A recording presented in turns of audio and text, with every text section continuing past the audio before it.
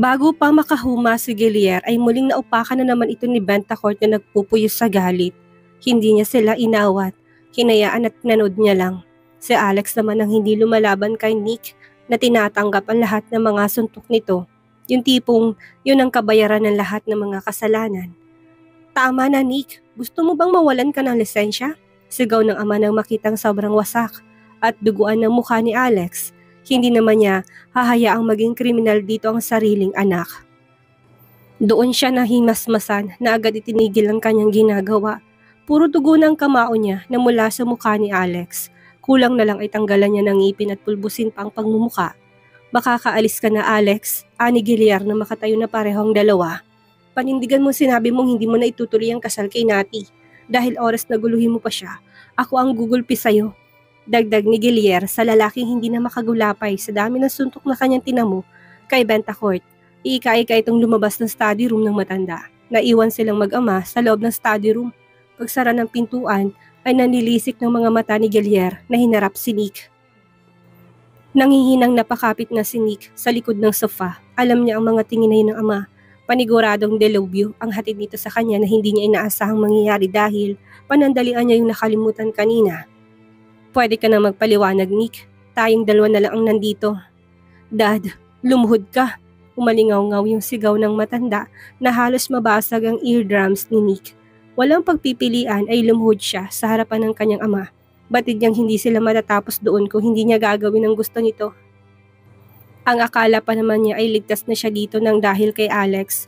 Nakalimutan niya nga palang mas malala pa kung magbigay ng parusa ang kanyang ama. Valentine's Day, anong ginagawa mo sa ospital? Panimula nito nagpalakad-lakad na sa harap niya. Kalmado ang boses ni Mr. Bentacourt pero alam ni Nick na sa kaloob-looban nito'y kumukulo ng dugo nito na parang bulkan na anumang oras ay sasabog. Hindi ba't nagkaintindihan na tayong priority mo pa rin ang asawa mo? Kaya mo nga siya pinakasalan, hindi ba? Siya ang priority mo sa kanilang dalawa. So, anong ginagawa mo sa ospital kahapon? Tinawagan ka ba ni Mando para makasama ang kanyang anak? Anong sinabi niya sa'yo? Nagpaawa ka? Minanipula ka niya? Sabihin mo sa akin ang totoo. Ang totoo! Nanuyo ng lalamunan ni Nick na para bang naging blankong kanyang isipan ng ilang segundo. Oras na idaan niyang ama ni Nelia. Ito ang tiyak na malilintikan sa kanyang ama. Siyempre hindi naman yon ang totoong nangyari. Kaya hindi yon ang sasabihin niya. Ikakasira din yun ng relasyon nila. Dad, agad na tumama sa kanyang isang kamao ng amang pandalas ng paghinga. Gigil na gigil ang itsura nito. Sa lakas ng impact noon ay parang na-dislocate yata ang mukha niya sa kanyang leeg. Walang sinabi ang suntok na natamo niya kanina kay Alex na parang pitik pa lang ng lalaki.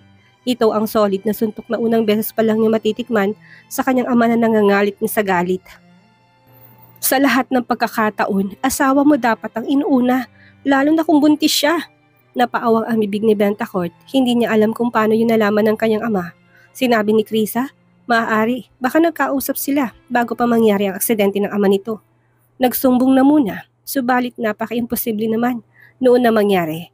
Sa pagkakilala niya sa asawa hindi to gagamitin. Paano ko nalaman kung wala naman sa inyong mag-asawang nagsabi? Wika pa ni Gilier na nababasang malalim na iniisip ng kanyang anak na nakabaling pa rin ang mukha sa kabilang direksyon. Simple lang iho, matanda na ako, papunta ka pa lang, pabalik na ako. Kaya what the heck are you doing in the hospital ng ganong oras? Bakit wala ka sa piling ng asawa mo sa importanteng araw na gaya noon? Akala ko ba in love ka sa kanya? Mahal mo, ganyan ba pagmamahal na sinasabi mo? Magulo? Masakit? Muli niyang ibinuka ang bibig pero hindi siya nakapagsalita ng tadyakan na naman siya ng ama sa dibdib. Napaigik na siya doon na para bang ilang segundong nawalan ng oxygen ang kanyang katawang lupa. Humandusay na siya sa sahig at ilang segundong naging blurred ang paningin niyang nasakit-mina. Nakita mong gulong nilikha mo? Kung ganito lang ang gagawin mo, bakit mo pa pinakasalan? Hawak ang dibdib ay dahan-dahang bumangon si Nick. Pinigilan pa rin ang mapaiyak sa sakit ng kanyang buong katawan. Muling lumuhod, ipinakita sa kanyang ama na matatag siya at hindi rin iyakin.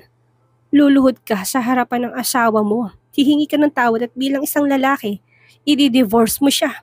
Ganun na lang ang naging pag-iling ng ulo ni Nick. Hindi niya gagawin ang huling hiling nito. Hindi niya magagawa yun sa asawa. Hindi niya pagbibigyan ng utos ng ama kahit patayin pa siya nito. No dad, hindi ako makikipaghiwalay sa kanya. Aayusin ko po ito. Huwag kayong makialam. Sa tingin mo, patatawarin ka pa niya? Nasaan ka ngayon? Dinagdagan mo sakit na naramdaman niya sa pagkawala ng kanyang ama na dapat ay dinadamayan mo siya. Tingin mo magiging okay pa? Gagawin ko pong lahat. Kasalanan ko kung bakit ito nangyari.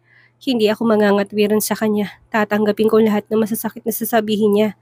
Muli ko siyang susuyuin. Muli ko siyang...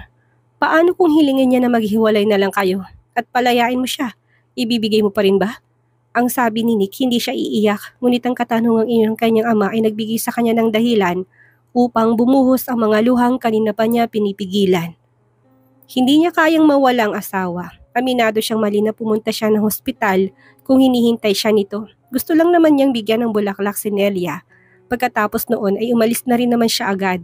Wala naman siyang ibang ginawa. Pagkatapos ng araw na yon, plano niyang hindi na muling dalawin pa si Nelia dahil gusto na niyang mag-focus sa bubuuhin nilang pamilya ng asawa. Nagkataon lang na nabulilyaso. Bakit hindi ka makasagot?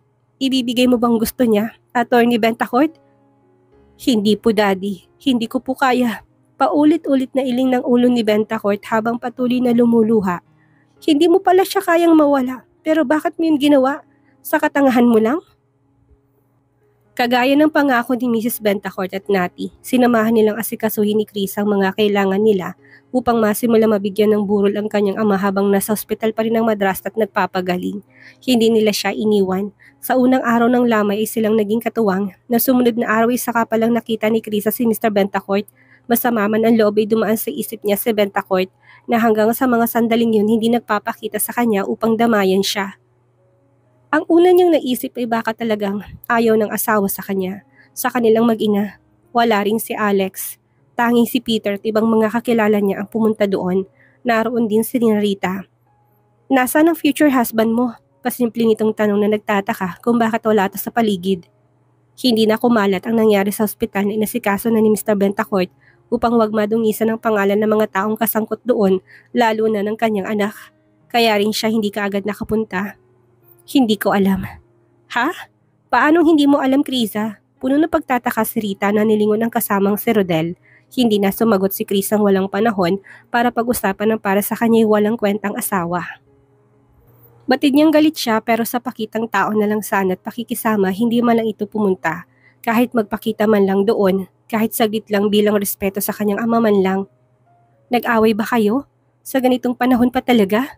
Malapit ng kasal niyo. Wala nang kasalang magaganap, wala sa sariling sagot. Sigurado siyang wala nang mangyayaring formality. Ha? Hindi na susundang tanong ni Rita ang gulong-gulo na sa kaibigan. Irritableng hinarap na ni Chris ang kaibigan. Muling inilinga ang mga mata sa bagong dating ng mga kakilala. Alam niyang galit siya at masama ang loob, kaya dapat hindi siya basta nagdedesisyon ngayon. Pero sa pagsasabi niya noon, bahagyang gumaan ang kanyang pakaramdam, naibsa ng sakit ng kaunti. Hindi ko na itutuloy ang kasal. May dahilan ako. Tinalikuran ni Chris ang kaibigan dahil nairita na siya dito. Sinundan naman siya nito. Ang pagkawala ng papa mo, hindi ba mas magiging masaya kapag lumagay ka sa tahimik? Tahimik? Sino nagsabing tahimik na buhay ang pag-aasawa? Mas magulong buhay ka mo yon. Tingnan mo ikaw, para sa'yo ba naging tahimik ka? Hindi ba hindi? Mas magulo pa nga noong single tayo. Hindi na siya kinulit pa ng kaibigan matapos sasabihin niya yon. Halatang natamaan si Rita sa sinabi ni Krisa kahit alam niya hindi naman ito yon sinasadya. May punto ngang kaibigan niya, pero nagtataka talaga siyang ganun ang sagot ni Krisa sa kanya. Ang natatandaan niya, mahal ito ni Bentacourt. Oo na, dinamay mo na naman ako. Concern lang naman ako sa'yo dahil iba naman si Bentacourt mo kay Zeke. Gusto sanang sabihin ni Krisa na wala silang pinagkaiba ni Zeke, pero baka maraming makarinig. Isa pa, nahihiya siyang makaabot yun sa kanyang mga in-laws na natili sa tabi niya kahit na wala ang asawa. Pagpahinga ka na muna, Iha. Umidlip ka na kahit konti. Kailangan mo ring alagaan ang sarili mo. Si Mrs. Bentacourt na lumapit sa kanya matapos na makita nitong sunod-sunod niyang paghikab. Kami na munang bahala sa mga taong pupunta dito. Bumawi ka ng tulog kahit ilang oras lang. Sige na, Iha. Ang buong akala ni Chris ay hindi na magpapakita pang asawa. Ngunit sa huling gabi ng lamay ng ama ay parang kabuting biglang sumulpot to. Sobrang nagulat si Chris na makita ang mukha nitong puro pas at may mga ilang sugat na hindi pa naghihilom. Naisip niya na marahil yun ang dahilan kung bakit hindi ito pumupunta ng mga naunang araw. Nahiya ito sa lagay ng mukha niya. Ilang segundo silang nagkatinginan, nagkatitigan na para bang tahimik na nag-usap ang kanilang mga mata. Yung mga tingin na kagaya nung nakita sila sa ospital. Ang kaibahan lang ay hindi na ngayon umiiyak si Krisa. Literal na naubos ng kanyang mga luha at lakas. Sa mga sandaling yun, tila nais niyang lapitan siya ni Bentacord at yakapin ngunit hindi yun nangyari. Nanatili itong distansya sa kanya buong gabi. Tamang nagmamasid lang sa lahat ng mga ginagawa niya. Hindi siya nito nilapitan. Marahil ay dahil natatakot ng mga eksterya siya at muling gumawa naman doon ng nakaka-iskandalong gulo. Gusto mo bang makausap si kuya? Tanungin natin na mapansin muli na itong nilingon habang nasa grupo ni na Peter at ng iba pang kakilala nito. Naroon upang makiramay sa huling gabi. Pwede ko siyang lapitan at bulungan. Kung gusto mo lang naman, Krisa, hindi kita pinipilit na gawin ha. Umayos ng upo si Krisa sa kanyang pwesto at umiling. Hindi pa siya handa, baka mamaya bigla na naman siyang himatayin. At saka hindi pa siya handang muling buksan ang sugat na ginawa ng asawa, lalo na ngayon na sobrang nalulungkot na siya. Huling beses na makikita niyang katawan ng ama. Hindi na nati, pagkatapos na lang ng libing ni Papa, saka na kami mag-uusap. Okay, sige, basta kapag kailangan mo ng tulong, magsabi ka lang sa akin. Gagawan ko ng paraan. Lingid sa kaalaman ni Chris ang alam na ng buong pamilya ng Bentacord na kasal na sila at buntis siya. Ang buong akala niya kagaya pa rin ng dating pagkakaalam nila. Yung ikakasal pa lang sila na Bentacord, ni katiting hindi siya naghinala. Naisip niya kasing likas talaga sa kanilang pagiging mabuting tao. Mabuting tao rin naman ang kanyang asawa. Ilang beses niyang napatunayan. Kaso sumobra naman ang pagiging bayani nito. Yung tipong hindi naman dapat tumanggap ng kabutihang tao na pagbigyan pa nito. Ayan tuloy, silang mag-asawa ngayon na nagdurus at nagdadala ng masamang kaparusahan. Sa tingin ko, mas magandang hindi na lang muna namin ituloy ang kasal ni Bentacord. Mahina lang ang pagkakasabi ni Krisa doon, ngunit dinig na dinig yun ng mag-asawang Bentacord na bahagyang nilingon siya. Hindi yun nakaligtas sa paningin ni Krisang nakagat ng gilid ng kanyang labi. Ibig ko pong sabihin, kakawala lang kasi ni Papa, ang weird naman po kung itutuloy pa rin namin yon. Parang masaya pa kami sa kabila ng pamamahinga ni Papa. Sana po maunawaan nyo. Dagdag ni Krisa ng mga matay na sa kay Mrs. Bentacord na sunod-sunod ng naging pagtango doon. Ayos lang, Iha. Pag-usapan natin ang tungkol sa bagay na yun pagkatapos masettle na lahat. Si Mrs. Bentacord na marahang hinagod pang kanyang likuran. Makakapaghintay naman yon. I-reschedule na lang natin. Nakatingin na si Natet ng ama. Nagkasundo silang wag na muna sabihin kay Krisa na alam na nilang lahat. Baka kasi masama. At isipin yun ng babae gayong hindi pa naayos ang labi ng ama. Ayaw na nilang makadagdag sa problema nito. Sa ngayon, ang papa mo na lang munang isipin mo, Krisa, dagdag pa ng ginang. Naluluha na dahil iniisip niya na baka mamaya isipin na manugong na makipag-divorce sa anak dahil sa nangyari. Maraming salamat po sa pangunawa. Wala yon, maliit na bagay. Alam mo namang anak na rin ang turing namin sa'yo, hindi ba? Sa libing na ng ama nakita ni Krisa si Alex na hindi na lumapit pa sa kanya. Nanatili itong nasa malayo't malaki ang distansya sa kahit na kanino. Kung gaano kalalang itsura ni Bentacord ay mas doble pa doon ang naging itsura ni Alex. Nilingon ni Krisa si Nati sa kanyang tabi na parang walang pakialam sa existence ng fiancé nito. Kahit pa nakita ni nitong naroroon ito, wala naman siyang lakas na magtanong dahil ba kung anong isipin ng kanyang hipag kapag inungkat niya ito. Sa kabila ng hindi pa rin masyadong magaling si Vanji ay napilit itong doktor na pagbigyan siyang lumabas upang makita sa huling pagkakataon at maihatid din sa huling hantungan ang kanyang asawa. Sa bahay na lang umano ito magpapagaling. Binigyan lang siya ng mga gamot at iba pang mga kailangan nang dahil sa pakiusap. Magpakatatag ka, Iha. Magpakatatag tayong dalawa. Patuloy ang bagsak ng luhang tura ni Vanji kay Krisa na mahigpit na nakayakap sa kanya. Kaya natin to. Yakap ang nakangiting larawan ng ama sa frame ay walang patid na mas bumabaha pa ang buhos ng mga luha ni Krisa na ang mabuong akala niya ay naubos na. Nanginginig ang kalamnan niya, hindi pa rin nagsisingkin sa kanyang isipan na sa isang iglap ay lumisan ng kanyang ama at kailanman hindi na niya makikita. Maraming okasyong dadaan sa kanyang buhay ang wala ito. Pasko, bagong taon, birthdays, hindi na nito malalaman ang mga small wins and achievements niya sa buhay. Makailang beses na muntik-muntikan siyang mahimatay. Pinabayaan niyang alalayan siya ni Bentacord at yakapin kahit na may pag-alilangan at puot sa kanyang mga mata at puso. Aaminin niyang sukdulan at abot sa langit ang galit niya sa kanyang asawa. Pero hinahanap-hanap pa rin niya ang mainit na pagkalinga nito. Ang mga haplos nitong puno ng pag-ibig at kasiguraduhan. Siguro dahil mahal niya, siguro dahil sa kabila ng sakit na mga ginawa nito, natagpuan niya pa rin ang comfort na hinahanap-hanap niya. Sa mga bisig ng kanyang asawa, hindi man niya aminin. I'm just here, Chris. I'm just here. Basag ang tinig na paulit-ulit na wika ni Nick Nahilam din sa luhang mga mata. Pakiramdam ng abogado'y biglang naging kasalanan niya ang pagkawala ng ama ng asawa kahit na hindi siyang dahilan. Halos mabasa ng pinaghalong pawis, laway at luhang dibdib na suot ng white polo ni Nick nang dahil sa asawa. Mahigpit ang hapit niya sa bewang nito habang inalalagay sa huling himlayan na ang ama, katabi yun ng kanyang tunay na ina, si Beverly Barcelo. Nang tuluyan yung matakpan, ituluyang ilang minutong nawala ng ulirat si Kriza. Nang mahimasmasan siya'y nasa loob na siya ng sasakyan at mahigpit na yakap ni Nick sa mga bisig niya. Hindi siya nagwala. Hindi siya nagalit na makita niya itong naroon. Dahan-dahan siyang bumangong, hindi naman pinigilan ni Nick. Muling pinagbigyan ni Kriza ang sarili. Yumakap siya sa asawa at muling umiyak. Wala na si Papa, Nick. Wala na si Papa. Sumbog niya na parang noon palang naramdaman ng lahat ng sakit.